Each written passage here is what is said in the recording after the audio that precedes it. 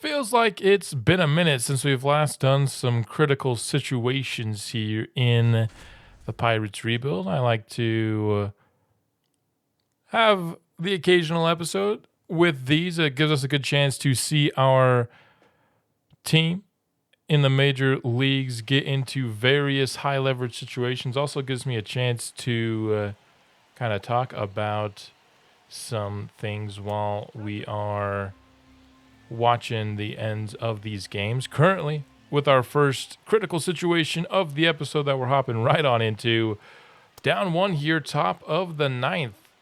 Nick York, we have yet to see him. He is a backup outfielder for us. So obviously not going to see him often. In fact, we have another backup outfielder next up on deck. So we'll see a couple of Pirates with their first at-bats here of the rebuild. Not sure how much we'll see them going forward either, but they have a chance to come up massively for us, perhaps make an impression. We have an outfield opening currently projected to open up sometime in the near future, depending on what we do with O'Neal Cruz, and these are the two in-house MLB options that we have. I don't think either of their ratings are particularly intriguing to the point where I'd want to bench O'Neal Cruz for either one of them, but if they can make an impression here, maybe that could make a difference. Palacios gets a hit. That will score the tying run. Top of the ninth now, runners on second and third. There you go. Maybe that could be the start of an impression for Palacios. He's been on the Major League roster the entirety of this rebuild, really. And that's the first chance he's really gotten to make something happen, and he came through for us. Back up to the top of the lineup now where Willie Castro's hitting the leadoff today. Could we now take the lead and provide a save opportunity for Jojo Romero, who's been really good in the closing role so far this season? Only hitting 167 with runners in scoring position so far this season is Willie Castro. Certainly not the best numbers, but he's going to come through for us here. That should be 2 more runs aboard for Pittsburgh. A 2-run single, back-to-back hits. And the Pirates have taken the lead over Miami, the team that we started this rebuild with on opening day back in year 1. Can Nick Gonzalez keep the momentum rolling here for the Pirates? He's swinging at the first pitch. Won't be a double play, but it will be a ground out here. But now Castro puts himself in scoring position with still just 1 out here. Looking at Reynolds' numbers here, he's hit quite well. Over a 300 average for the season at this point.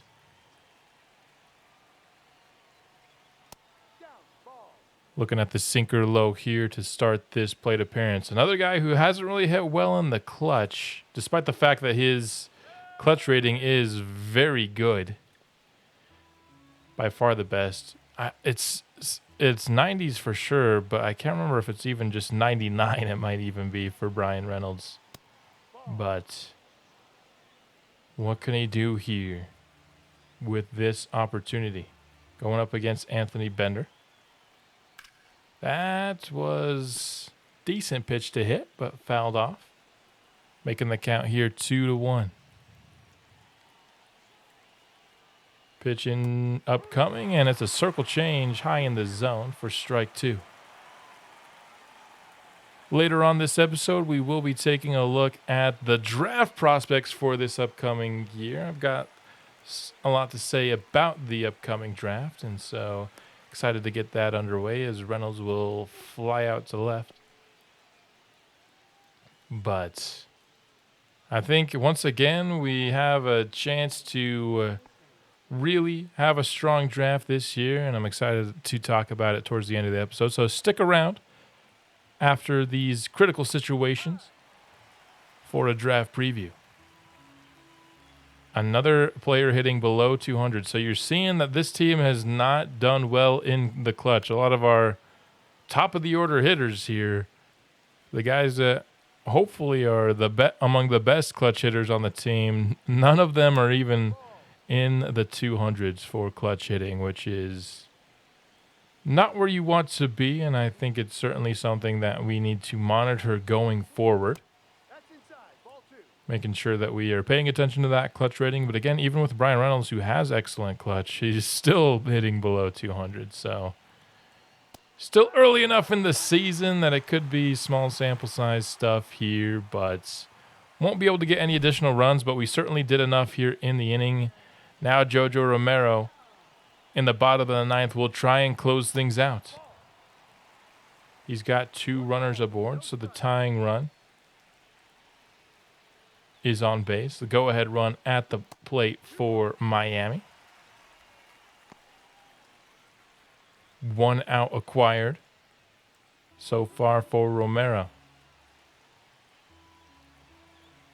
Has done a really good job of avoiding blowing saves so far this year. Hoping to keep that streak going here. Garrett Mitchell has 2 hits so far today. He's had a good day at the plates. This one popped up into left field, and Brian Reynolds able to track it down. Thought for a moment it might have just snuck in that gap, but Reynolds able to run after it for the second out. Now just 1 away from securing a victory here and going off the leadoff hitter, Cody Bellinger. That straight up stance there with his height gives you a pretty generous strike zone. Almost looks like it's maybe even too small here on the image compared to what his stance is. Cody 0 for 4 today. 1-1 pitch is in there for strike 2. Well located sinker there. Could be just a pitch away, and this one's fouled off on another great location for a sinker. 20 pitches here into the ninth, and it's inside for ball 2. JoJo liking the sinker here in this at-bat. Will he go to it again here? Will he switch things up? It is a sinker again. Strike 3 swinging, and the Pittsburgh Pirates are victorious here in our first critical situation of the episode. Jojo Romero adds to his save total. Up here for the second critical situation, we're hopping right into it. It's Jared Jones, who currently is in contention for a complete game shutout. Here in the bottom of the 8th, he's still yet to hit 70 pitches and now has 2 outs here in the 8th.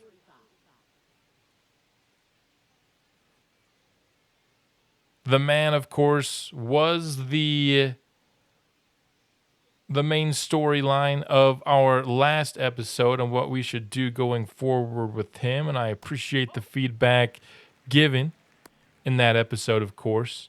I think he ended last episode stronger, of course, than he started against that Dodgers game. And if he can get a complete game shutout here, you could start to be hopeful of him turning things around towards a strong season. 1-1 pitch going against Ken Curry, who is a Miami draft pick so far this season. So nice to see a really early call-up for a strong prospect in the Marlins organization. They really need it. That was not a good opening day roster here in the game. Just inside on that 99-mile-an-hour fastball. Brings the count full. Let's get a strikeout here. This one is not going to be a strikeout, but it should be a fly out over to Robles and right. Ending off the 8th, we're an inning away from Jared Jones getting a complete game shutout. He does need to go against some of the best hitters in the lineup, starting with the 3-hitter Jonah Bride playing first base for the squad. Started the 9th inning at 75 pitches. So extremely efficient stuff here from Jared today. Pirates offense also looked pretty good in this one, putting up 7 runs, but 3 straight balls here to start this at-bat. What will we go with here? It's gonna be called for a walk. Certainly could have, especially with a guy that's about to try and get a complete game shutout. I feel like you got to be letting him get those calls, but make that 5 straight balls now in this inning. He's getting around the pitch count where his stamina is now, so you have to wonder if that's playing an effect on things. But how is a guy that's pitched so well in this entire game all of a sudden in the 9th inning unable to find the strike zone at all? 3-0 again for Jared Jones. My plan for Jared probably right now is just to continue paying him his arbitration. I don't think an extension is really in play, but I also don't know if a trade is the best option either. I don't really want to give up on him quite yet due to his age and upside. So I think just continuing to hold out hope here in our lineup, as he did bounce back from 3-0 to get to full count and then the out there. Could be a double play away now from ending the game. Going against Victor Caratini over 3 today. 238 on the season. First pitch well outside for ball 1. It's been a lot that haven't even really been close to the zone here in this inning. Much better location there on the fastball for the strike 1. Inside. Hit up to O'Neal Cruz for the moment keeping his job over in center. But I could certainly see him losing it by the time this season is over. Unless he can really start to turn things around. I think, at last episode, when we did the stats update, he, of course, was hitting under 200. But it was still early enough in the season that I wanted to give him a little bit more time before making a move. I think it also depends on where this team ends up being. If we are trying, as we might get the first run aboard with 2 outs, is it going to be a complete game shutout broken up? The throw is on time, and the throw out of home plate will complete the complete game for Jared Jones. Gonzalez leaving Willie Castro out to dry there. You'll love to see it. But Jared Jones showing us something here.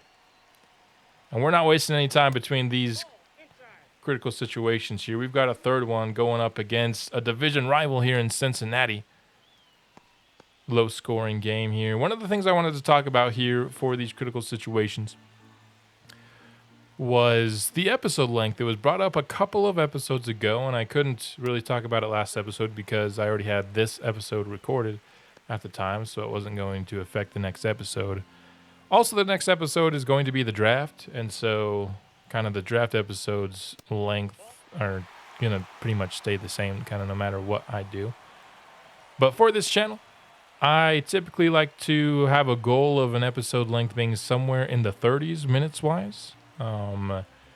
But there was a comment that also, seemed to have a little bit of support of people wanting longer episodes. And so certainly there are other channels out there that have their franchise episodes tend to be closer to that hour-long mark, at least, 45 minutes plus. And just based on my channel's history, I feel like I get better numbers typically, especially in terms of kind of attracting new viewers, when I keep more in the 30 to 45 minute range, trying to again stay kind of in the 30s if I can. But if this is something, we're about to reach episode 20 of this franchise, and so at this point the people watching have are probably not as many new viewers as there are viewers who have kind of been with the rebuild since the beginning or hopped along sometime early on, maybe in one of the first draft classes. And if there's a lot of support for longer episodes, I could see maybe trying to get towards that hour-long mark. I don't think I'd ever go longer than that, but you'll have to let me know in the comments if that is something you'd like to see more. Now, in terms of what we do in an episode, I'm still going to pretty much go like a month. That's always going to kind of be my plan, is that we're back up in the 8th trying to see if we can take this lead. So really it would just be seeing more per month. You know, I set up kind of what I want to see in a month, and longer episodes would just probably result in me doing more. So maybe instead of just having player-focused content in an episode or just having like a complete game in an episode, I could do a little bit of mismatching and doing a little bit of both, etc., etc. But you'll have to let me know. Do you like the episode length that are in the 30s minutes, or should we lean maybe towards closer to that hour mark? Not quite doubling it, but kind of close to it. I'd probably at most be looking to kind of end somewhere in the 50s. So again, you'll have to let me know, and we'll see if the Pirates can come out victorious as Nick Gonzalez finds the gap out in right center field.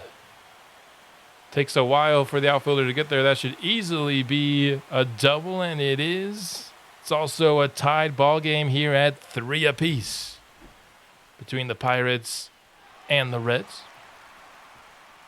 Gonzalez doing some great work there. Has not been as good this season as he was last year, but coming up clutch for us there. And pinch hitting, not something you see the CPU do a ton, I feel like. But in this situation, going up against a lefty, I think it's a great call for Peguero to pinch hit in this situation and see if we can't get a base knock that will give us the lead. Hitting .271 so far. He is our DH against lefties, so he's mostly facing lefties, which certainly is going to help your numbers when you have splits like Peguero does in his ratings.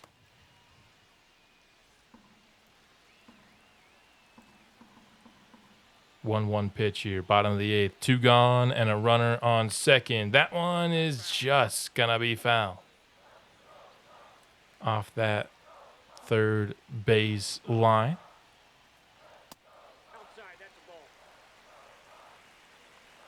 Sam Moll here, 17 pitches into this appearance. Trying to keep this game tied. Over the middle, and it is just called foul, dude. That looked like it was on the line to me. We got to get a closer look at this one. I mean, that still looks on the line to me. We got to get an even closer one. Let's see this. Oh, my goodness. That was incredibly close, but a great call there by the official. 2-2 pitch. Lifted to right, and he is out. Inches away from a go-ahead hit there. And now, all of a sudden, we're in extras. Bottom of the 10th, we have a walk-off opportunity for Jazz. I think he's playing really well for us so far this year, but he is 0 for 4 today. His runners in scoring position average has now climbed up over 200, so that's good to see. Fouls off back-to-back pitches here to start his at-bat. Going up against Alexis Diaz here, the Reds closer. Just fouling off everything right now. Sometimes it just doesn't matter, you know, when you reduce the foul ball sliders all the way down to like the lowest. I guess second lowest, you can put it at 0. I have it at 1. And there you go, strike 3. Jazz fought hard to get his bat on all those pitches, but eventually you're just going to miss one. Spencer Horwitz now up to the plate. He is having a season that's closer to what we saw from him 2 seasons ago, which was nice because last year he was a little bit of a disappointment. He's changed his number from 6 to 3, and I don't know why. There's this weird thing in MLB the Show where if a player doesn't have his preferred number available, they'll just like switch numbers sometimes, and I don't know why. I'm probably just going to have, because he was 6, now he's 3. I might have to just set his preferred number to 6 or something so that he won't change it. But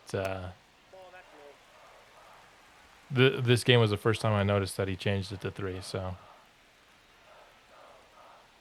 2-2 on the count here. Trying to bring home the tying run. This one hit well to left field, but does not have the carry. Hauled in, and the runner will stay at second. So this game comes down to one player here, and that is Josh Bell. He has 2 hits so far today. Probably in his last season with the Pirates. He is on an expiring contract. Oh boy, 141.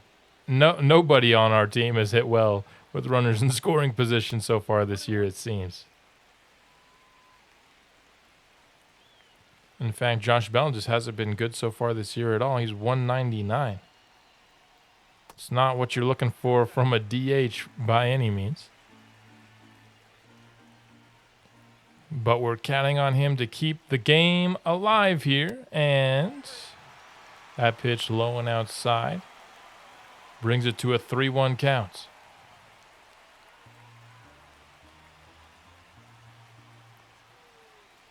Josh Bell. This one will be hit to second. Diving is Matt McCain. The throw is not in time.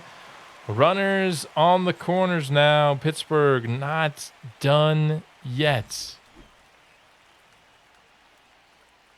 Nick Gonzalez will have a chance here to extend this game or maybe even win it with a hit here. Going for the bunt on the first pitch.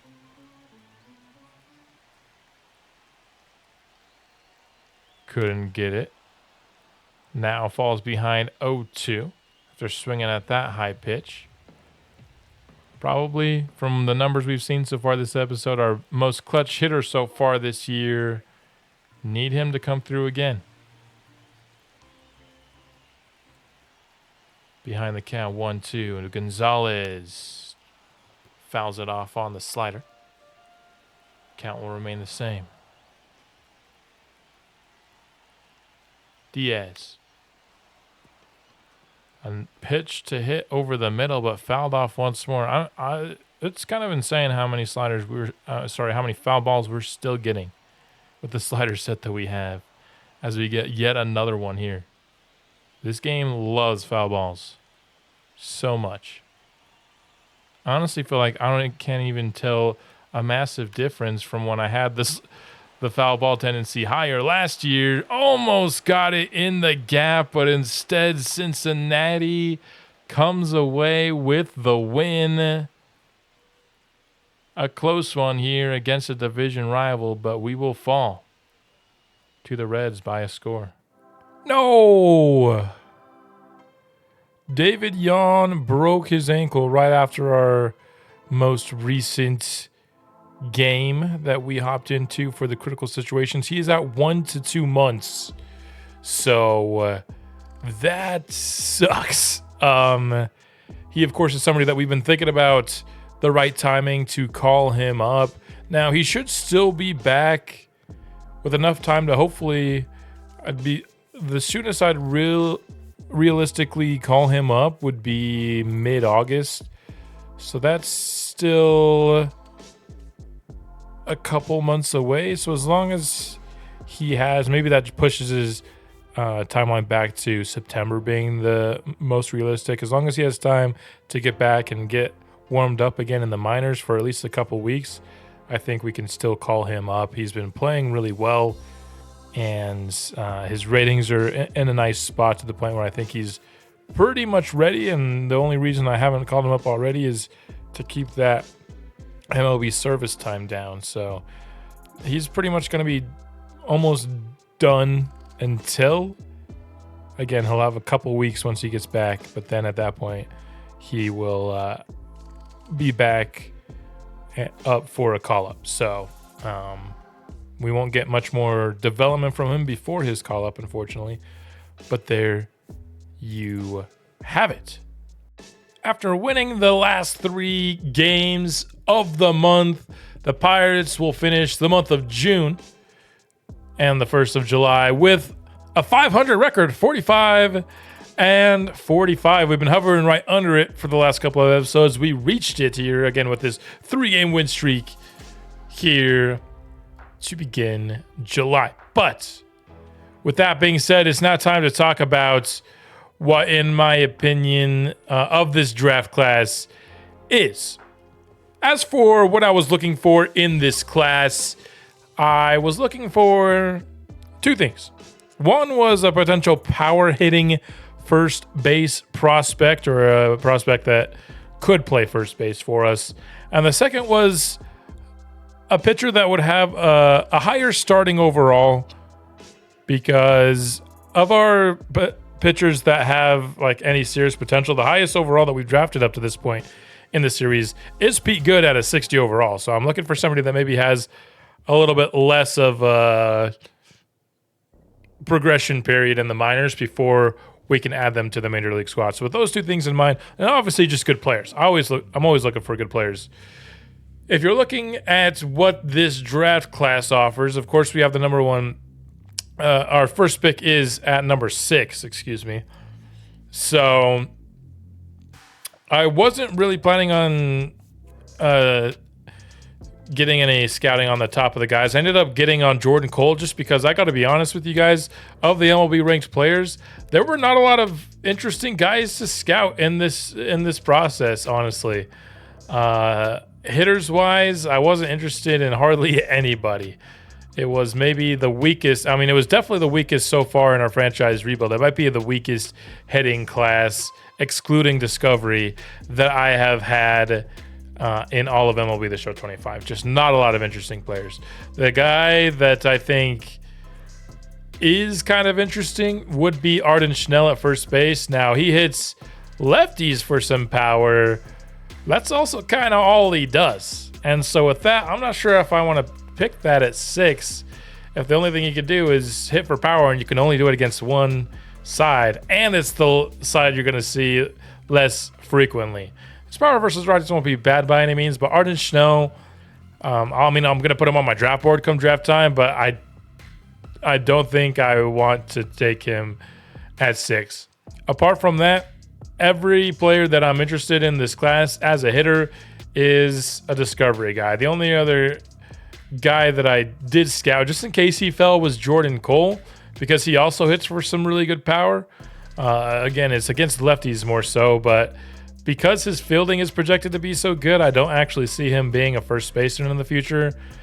And so he's more of a catcher. And of course, we have David Yon there. So Jordan Cole is the number 1 player in the class. I definitely don't think he's generational by any means, so I don't think there's a generational player in this class. And I still think Jordan Cole might be the best hitter in this class. I just don't really think he's a great fit for us. Even if he does end up falling to 6, he'd be in consideration for sure, just by the BPA approach, but I'm not sure with him. There was only one other guy in this class that really had for power, and is Luis Mota. I scouted him for a week, and he didn't really go up my board, so I decided not to give him a second week. If he's still available at 68 or 83, sure, I could be convinced into taking him, but certainly not somebody I'm interested in taking with my first 2 picks, probably at this moment. I just scouted a couple other MLB players, but they weren't interesting at all. So that brings us to the hitters that we discovered in this class. We have a shortstop here in Gregorio Acevedo, who is ranked by our scouts as the best Discovery player. He is injured, though.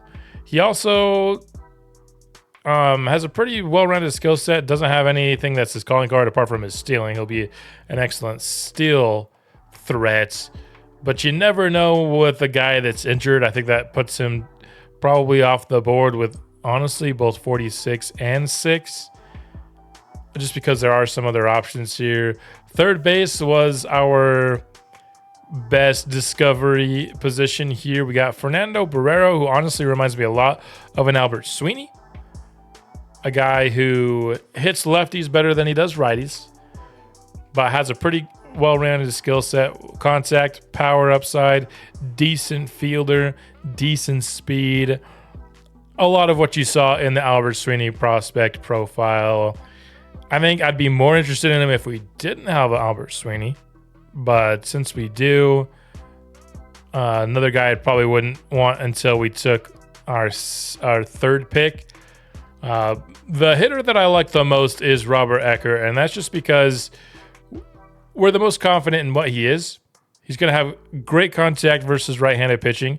He'll be able to hit power decently well. The left-handed pitching won't be all that bad either, at least in the sense of contact. The thing with him is he's pretty much going to be a DH. His defense is going to be terrible, and he's not going to be all that fast. So he's a hitter through and through, but that might be the best position player that we have available for us in this class. So we got another outfielder here in Pedro Cortez, another guy that's injured. And that's pretty much it in terms of the hitters that I've scouted in this class. Very much so, though, unlike last year's class, there are some very intriguing pitchers, including the discovery player that my scouts have as the best player in the class, who looks really, really good, and that is Thomas Coyle. He's a guy whose potential is at a minimum 87. But because he's draft ranked number 1, I don't think he's going to come in at the very bottom of his ranges, So we're looking like a guy very likely to have a potential and will be high 60s or low 70s, maybe even up to the mid 70s overall to start. So that is exactly the kind of player I was looking for. If I could only come away from this draft class with one player, I would like it to be Thomas Coyle. Now, the thing is with discovery players, you always want to try and play the game of taking somebody else in the first round and hoping they fall to the second. In the case this year where there's not really MLB ranked players that I like, this could be the year where I just break the mold and take a discovery player in round 1. Our number 2 player is also discovered pitcher. I think there's a little bit of a drop off here in terms of quality. His overall maximum is 69. Nice. But just no chance of starting in the 70s makes me not really consider him at 6, but at 46, if we take a guy like Thomas Coyle, I'd absolutely be interested in a Tino Tejada at 46 and beyond. My favorite player of the MLB ranked guys is Jermaine Hodges, another guy who has a chance to start in the 70s, maybe even the kind of mid 70s here. High B, low A potential. That is Jermaine Hodges here. Now, he is not going to throw hard at all. There's a chance nothing reaches 90 miles an hour. His hits per 9 are going to be excellent. His break is going to be excellent. He will struggle quite a bit with control, however, unfortunately. So he's not a perfect prospect. But I have my sights set on Jermaine Hodges at number 6 overall, with his only deficiency being, throwing hard and control. That's a pitcher I think we're taking. If you're curious as to how hard Coyle will throw, I can't remember if I showed this. He projects to have kind of a low to mid fastball as his highest, a 2-seamer rather than a 4-seamer with him, which is unfortunate. 4-seamers always get a little bit higher with the velocity. So in terms of after that, for starting pitchers, there's a guy here in Todd Walsniewski. Whatever that guy's name is, I might just not draft him because I can't pronounce his name. But hits per 9 are going to be really bad for him, and his starting overall, he's kind of like the guy that we drafted guys we drafted last year. He's going to start in the 50s, most likely. Have some upside about him, but how many of those guys do you need on your team? You know what I mean? We have a lefty here in Daryl Parson, who will have excellent stamina, but won't be able to strike out anybody. But could be a later round option for us. Another guy who is much higher on my board than he is on the consensus board would be lefty Jeff Pritchett from Cuba. And none of these guys are throwing hard in this class, but that's okay. There you have him as an option for later on in the class. And then not even in our top 100 is a guy like Clayton Marshall. I like this. I like his pitch mix more than anybody else here, but he's probably not going to be all that good. So there you have it in the class. Once again, we are going to be leaning very, very heavily on discovery for this draft class. We did discover a couple of relief arms who were kind of borderline top 100 players, Torero and Tan, but not much there. I thought about starting to try and scout for having, an upper tier closer. Just didn't really want to do that this year. I felt like the pitchers were worth scouting this year. And so didn't, the starting pitchers, that is. So I didn't end up scouting closers. Although I think we're certainly starting to get to that point where investing in the closer could be an option. I don't know if there's really anybody that I would be interested. He has insane strikeouts. He just doesn't throw very hard, and he's also injured. So maybe as soon as next year we'll consider starting to scout these closers to see if we can get that done. We're going to scout one last discovered guy here who has really short ranges, so he's going to be a C potential guy at the highest. But there you have it. Those are the thoughts on the draft class. Let me know what your strategy with this board would be. At 6, are we looking at one of these discovered hitters between Acevedo, between Borrero or Eckert? Are we going for the first baseman here and Arden Schnell? Or are we going pitcher with a guy like Jermaine Hodges or Thomas Coyle? We have 4 top 100 picks with that competitive balanced round 2 selection in this class. And that, increased resources always helps us get better drafts. So you'll love to see that. I think this draft doesn't really have any superstars in it. I think it's a weak class compared to what we've seen so far.